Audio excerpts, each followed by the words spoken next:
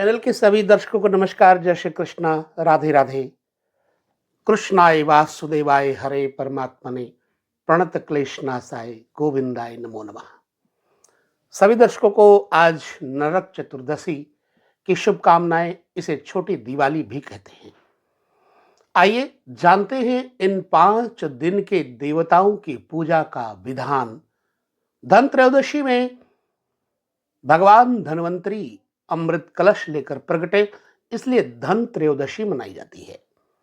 नरक चतुर्दशी दूसरे दिन आती है त्रयोदशी के।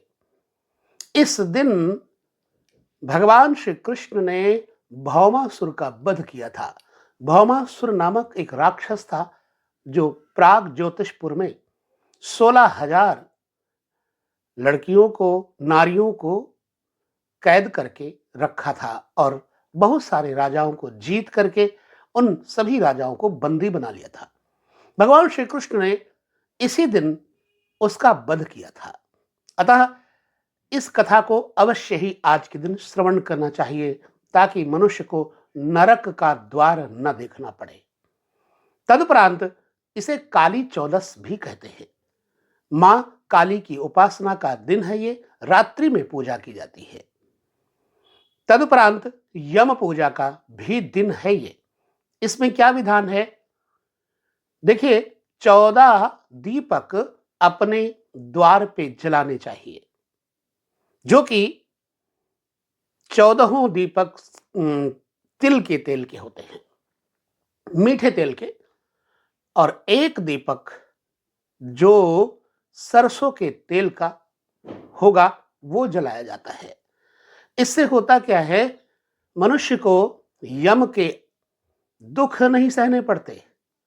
वर्ष पर्यंत यानी साल भर आपको अचानक आई हुई दुर्घटनाओं का सामना नहीं करना पड़ता, ना ही कोई ऐसी बीमारी होती है। आपका धन बीमारियों में बहुत खर्च होता है और ऐसा इस उपासना पूजा से आपको फल प्राप्त होता है कि आपका पैसा जब रोगों में नहीं जाएगा तो वही बचेगा, वही आप सत्कर्म में खर्च कर सकते हैं। तो इसलिए इस दिन भगवान श्री कृष्ण की यह कथा तथा यम के नाम से 14 दीपक बाहर और एक दीपक जो सरसों के तेल का होगा वो भी बाहर जलाना चाहिए। चौमुखी दीपक घर के दक्षिण दिशा में जलाकर रखना चाहिए पूजा काल में, संध्या काल में। और आज के दिन ही भगवान हनुमान जी का भी जयंती पूजन किया जाता है, इसलिए इसे हनुमान जयंती भी कहते हैं। एवं इसको रूप चतुर्दशी कहा जाता है। रूप चतुर्दशी का मतलब क्या है? रूप निखारने के लिए इस दिन उबटन का प्रयोग करना चाहिए। बेसन, हल्दी, दूध, चंदन पाउडर और बादाम का जो मिश्रण है, पेस्ट बना करके इकट्ठे ही करके और मुख में मल लेना चाहिए। 10-15 मिनट बाद उसे छुड़ा देना चाहिए और पुनः तिल का तेल पूरे अंग में लगाना चाहिए।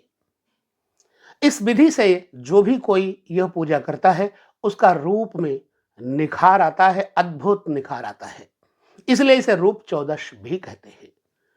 रूप चौदश को घर के जितने पुराने कूड़े करकट हैं उन्हें बाहर कर देना चाहिए और इसी दिन घर की पुरानी झाड़ू जो खराब हो उसे भी मौली इत्यादि बांध करके नमस्कार करके बाहर कर देना चाहिए।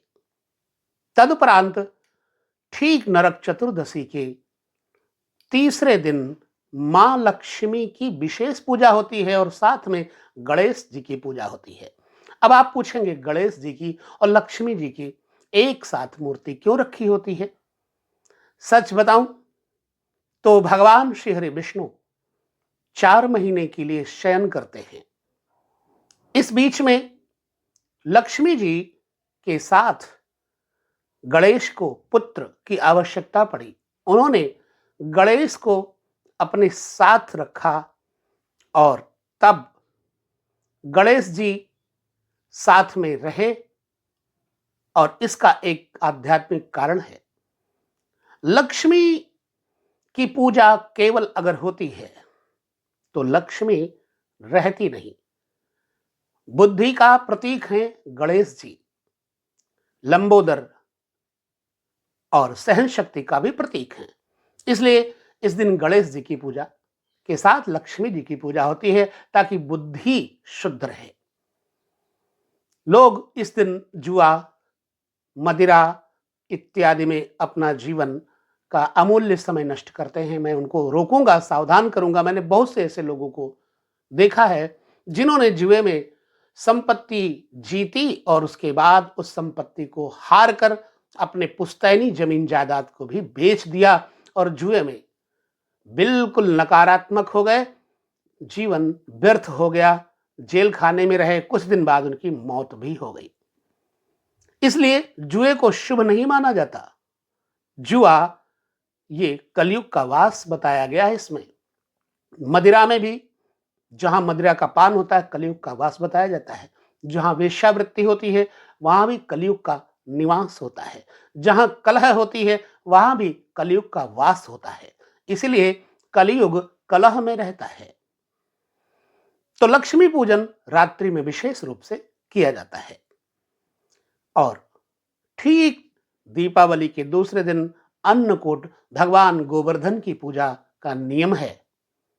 तदुपरांत ठीक 5वें दिन यम द्वितीया यानी भैया दूज मनाई जाती है। इस दिन अपने बहनों के घर भाई को जाना चाहिए, क्योंकि जो भाई अपनी बहन के घर में जाता है उस पर यमराज प्रसन्न होते हैं, क्योंकि यमराज भी अपनी बहन यमुना के घर में रहते हैं इन 5 दिनों में। इसलिए यमदंड 5 दिन तक यमघंट रहते हैं। लोग यमघंट को भिन्न भिन्न तरीकों से मनाते हैं। तो इस प्रकार से इन पूजाओं का विधान है। तो नरक चतुर्दशी में, रूप चतुर्दशी में कैसे क्या करना चाहिए ये आपको समझ में आ गया होगा। किसी भी प्रकार से कोई भ्रम न पाले, ना ही किसी प्रकार से अपने जीवन को असावधान रखें और ना ही किसी भ्रम के शिकार बने। जो सच है वो यही है। रूप चतुर्दशी रूप निखारने के लिए पेस्ट इत्यादि जो पुराने जमाने में लेप बनाया जाता था, बुक्का बनाया जाता था, उबटन बनाया जाता था, उसके द्वारा शरीर में मला जाता था। ठीक उसी भांति से आज के दिन ये करना चाहिए।